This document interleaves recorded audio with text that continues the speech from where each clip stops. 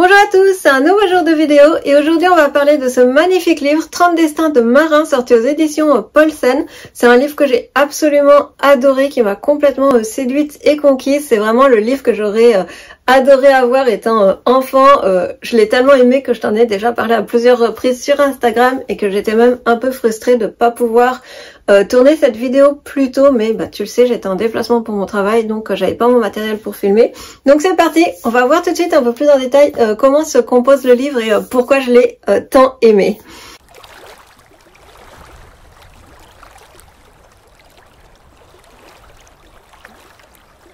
Ce qu'il faut savoir pour commencer, c'est donc que le livre est écrit par Emmanuelle Algand et qu'il est illustré par Victoria Jacob. Elles ont fait un travail formidable sur le livre pour vraiment créer toute une ambiance maritime, toute une ambiance qui nous invite déjà au voyage. Et justement, ce livre est construit comme 30 petites histoires, 30 petites biographies romancées du coup de 30 personnalités qui ont fait l'histoire de la mer, qui ont fait la mer, qui sont des marins incroyables, aussi bien hommes que femmes. On va y revenir un peu plus tard. Et du coup, rien que feuilleter déjà le livre, tourner ses pages, c'est déjà un voyage. Voilà, par exemple, tu le vois, le livre se compose comme ça pour commencer d'une double page avec le marin dans son élément, dans son activité principale. Évidemment, son nom et sa fonction, parce que tu vas le voir, on ne parle pas que de skipper.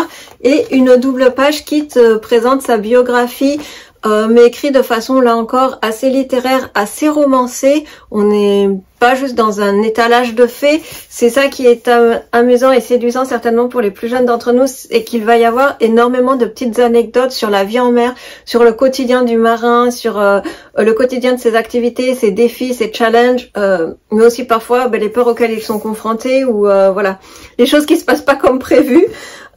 Donc voilà, et chaque biographie se déroule de la même façon, une double page du marin, du skipper dans son élément et la biographie. Ce qui est sympa, c'est que chaque page de biographie, tu le vois, est illustrée pour créer une ambiance qui rappelle là encore la mer, l'aventure maritime, etc.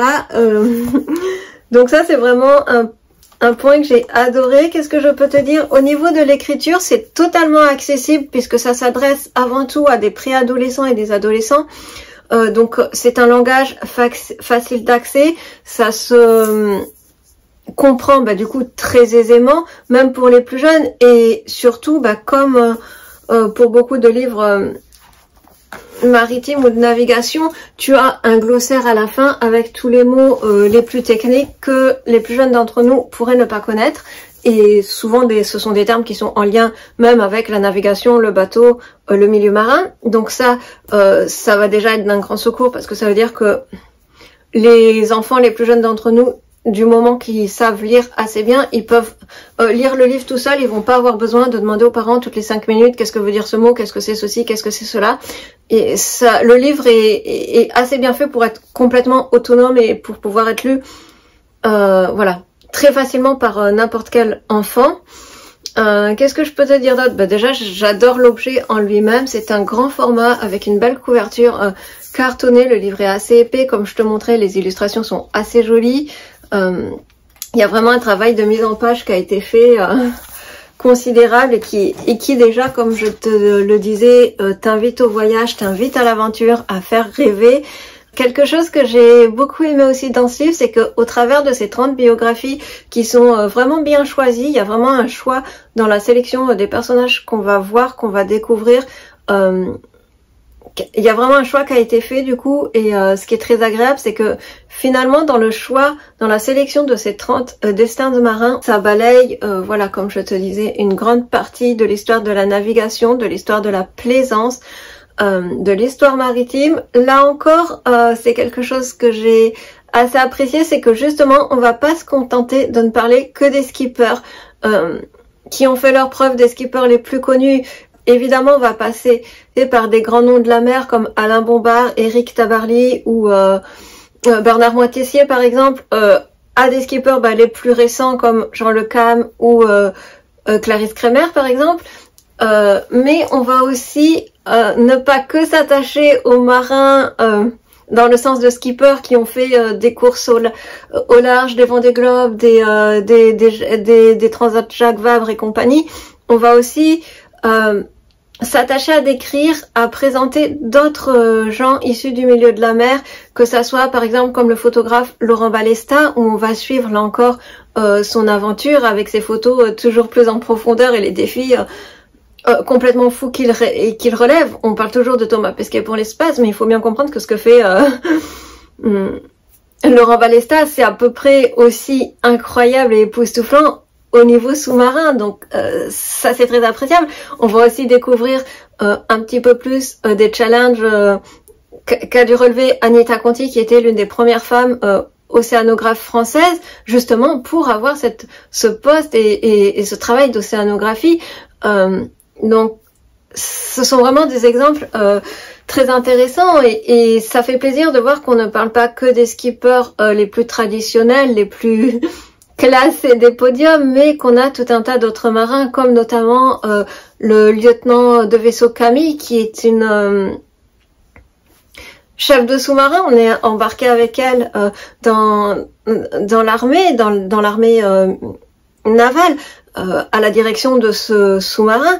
Donc tout ça, c'est des aspects de la mer qu'on connaît peut-être moins, ou quand on est enfant, auxquels on va pas penser, ou je pense encore aux défis écologiques que relève Anaëlle Marot en sillonnant la Méditerranée à bord de son kayak pour dépolluer du plastique et pour sensibiliser à la pollution plastique, ou bah évidemment des gens comme Paul Watson qui militent pour l'écologie. Il y a énormément de noms du coup dans ce livre et de noms pertinents qui font qu'on balaye un peu tous les aspects de l'océan et toutes les portes, les possibilités de l'océan, que ce soit la planche à voile, le surf, voilà, avec des noms qui ont écrit l'histoire de ces sports aussi. Donc je pense que ce livre, ça va vraiment plaire à tous les passionnés de la mer, quel que soit le domaine qui les passionne dans la mer, si on peut dire. Et justement, c'est ça qui est passionnant, c'est de découvrir certainement quand on est enfant d'autres aspects de la mer et de se dire ah mais j'adore la mer, oh mais je pourrais être océanographe ou je pourrais être photographe sous-marin. Je pense que c'est des exemples voilà hyper inspirants quand on est enfant, qui vont faire rêver, qui vont faire voyager les enfants, qui vont leur donner le goût de la mer. Si tu es un parent qui navigue sur un bateau et que tu as des enfants un peu tièdes à l'idée de voyager en mer, un peu timides sur ces sujets-là, je pense que ce livre c'est typiquement le livre pour faire naître des envies de mer à un enfant, mais aussi pour faire naître des vocations. Clairement, on a besoin de modèles comme ça, inspirants, de modèles maritime inspirant. Je viens pas d'une famille de marins et clairement j'aurais aimé avoir toutes ces entre guillemets toutes ces possibilités entre les mains étant enfant et tous ces gens inspirants. Ce que j'ai aussi beaucoup apprécié et qui va plaire aux petites filles ou aux jeunes filles, c'est qu'il y a énormément de modèles féminins dans le livre. Évidemment Florence Artaud, évidemment Clarisse Kremer ou Capucine Trochet. Et ça fait du bien de lire des modèles féminins, de voir que des femmes ont pu se battre et déplacer entre guillemets des frontières pour arriver à vivre leur rêve de mère. C'est totalement inspirant et je pense que ça va en inspirer plus d'une. Et voilà, peut-être que si tu as une petite fille ou une fille qui est en club de voile et qui se sent un peu isolée d'être la seule fille au club de voile, ça arrive, ça peut arriver suivant les régions où tu es, voilà, mets-lui ce livre entre les mains et elle va voir que c'est pas grave d'être une fille et qu'elle peut vivre totalement sa passion de la mer et qu'en mer, il n'y a pas de question de genre, de sexe, d'homme ou femme. En mer, on est tous des marins et peu importe, voilà, tout le reste s'efface. Donc ça, c'est vraiment des exemples hyper inspirants, que ce soit pour les jeunes garçons ou les jeunes filles. Il y a vraiment, je trouve, voilà, une espèce d'égalité entre les hommes, entre les êtres humains en mer, et ce livre le retransmet et le retranscrit très très bien, même si certains et certaines ont dû se battre peut-être plus que d'autres pour occuper le poste qu'ils ont occupé. Une fois qu'ils ont fait leurs preuves, je pense qu'ils ont été respectés pour leurs compétences de marins et pas pour une histoire de genre ou de voilà, ou de sexe. Et je pense que ça c'est très bien décrit et très bien, ça ressort très bien du livre. Donc voilà, c'est vraiment un des points que j'ai super adoré dans ce livre. Je sais pas comment te le dire mieux que ça. Et vraiment la meilleure chose que je puisse dire à propos de ce livre, c'est que c'est le livre que j'aurais adoré avoir étant ado, étant enfant, étant petite fille. Donc voilà, donc c'est vraiment un livre que j'avais envie de te partager et dont j'avais envie de te parler.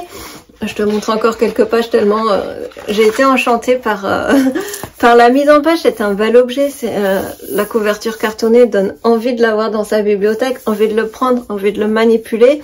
Je me plaignais il y a pas si longtemps, je crois que c'était sur Instagram, peu importe, du travail des maisons d'édition où je disais que ça commençait à devenir le strict minimum de faire des ouvrages pour sortir des ouvrages et pour vendre à tout public à n'importe quel prix, et des fois où le travail c'est vraiment le strict minimum. Là non, là on a un bel objet, on a quelque chose qu'on prend plaisir à lire, qu'on prend plaisir à feuilleter, on prend plaisir à voyager avec tous ces marins, on a envie de voyager avec eux, on a envie d'ouvrir le livre, on a envie de lire l'écriture de Victoria Jacob, on a envie voilà de s'y plonger dedans, on est happé et ça fait plaisir d'avoir du travail de cette qualité, un bel ouvrage comme ça qui sort en librairie, qui s'adresse aussi aux plus jeunes et pas forcément des magnifiques livres de photographie comment dire, qui vont déjà nécessiter un budget plus important. Là le livre coûte 19,90 €, pour le travail c'est totalement accessible. Donc voilà, je vais pas faire plus long pour te parler de ce livre. La seule chose que je peux te dire encore, c'est que le livre fait partie d'une collection, justement 30 destins inspirants ou quelque chose comme ça. Et on a un livre en parallèle qui vient de sortir qui s'appelle 30 héros pour la planète et qui là va se concentrer sur des histoires et des destins de personnalités plongés au cœur même de l'écologie. Et enfin, il faut savoir qu'il y avait déjà deux épisodes, j'allais dire, deux tomes si on peut dire, même si c'est pas vraiment une collection, chaque livre peut se lire indépendamment, mais deux livres dans la même veine qui étaient sortis, qui s'appelaient en 2020 et qui s'appelaient 30 destins d'alpinistes et 30 destins d'aventuriers. Donc je pense que toute la collection est super inspirante pour des ados, des pré-ados, pour des enfants. Parce que, comme je te disais, voilà, le livre est très accessible au niveau du langage, au niveau de la compréhension. Donc même les plus petits, ils peuvent facilement profiter du livre avec leurs parents à côté pour leur lire, pour leur expliquer certaines choses. Mais voilà, je vais m'arrêter là avec cette vidéo. Je t'invite à rajouter ce livre sur ta lettre au Père Noël, sur la lettre au Père Noël de tes enfants ou de tes petits-enfants. Comme je disais, si tu es un marin qui a envie de faire connaître et de donner le goût de la mer aux plus jeunes de sa famille, ça va faire le bonheur de toute la famille. Les parents peuvent le lire sans s'embêter, voilà. Ils peuvent le lire à leurs enfants, comme je disais, sans complètement s'embêter, sans trouver ça complètement gnangnan et insipide à lire. Là, au contraire, c'est suffisamment bien écrit pour plaire aussi aux adultes. Donc voilà, à mettre sur toutes les bonnes listes et les bonnes lettres au Père Noël, j'ai envie de dire. Donc voilà, je vais pas faire plus long pour ce livre. Comme d'habitude, il y a une critique rédigée, écrite, qui va arriver très rapidement sur Goodreads et sur mon blog. Je le mets toujours, ça fait partie du package. Donc voilà, je te dis à très bientôt pour de nouvelles vidéos. On va bientôt parler de néoprène et de combinaisons de surf, de plongée, de longe-côte. C'est la saison, il commence à faire froid, donc on va voir ensemble qu'est-ce qu'on choisit comme combinaison et comment bien choisir sa combinaison en néoprène. Je te dis à très bientôt et bonne lecture, et n'oublie pas de mettre ce livre dans toutes les bonnes lettres au Père Noël. Ça devrait plaire à énormément d'enfants qui aiment la mer, qui ont envie de découvrir la mer, qui se passionnent pour cet univers-là. Voilà. Je te dis à très bientôt et bonne lecture. À bientôt mes petits poissons.